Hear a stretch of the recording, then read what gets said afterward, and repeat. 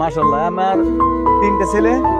মনে করেন ওই আমার একটা ছেলের মতন আমি ওরে আদর করি। ওই এটা আরেকটা ছেলে। আমার যদি বলতো যে আমার এই ঘর দরকার, আমি ওর তাই এনে খাই, আচ্ছা আচ্ছা। কিন্তু মানে ওই আমার কথা শোনে না, কোন শোনে না। আজকে তো বাই করলাম, পর দেখি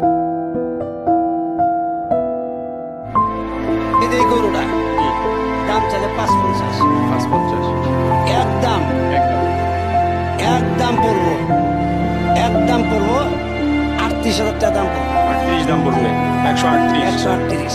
তো আপনার এটা তো সম্পূর্ণ দেশি। আর আমি বাড়ি আমার জামালপুর, গরু জামালপুর, সবই জামালপুর। তো এক কথায় বলতে গেলে মানে সবগুলোই সব বিদেশি। আমার কোনো করস কোনো গরুর জগৎ আমার কাছে নাই।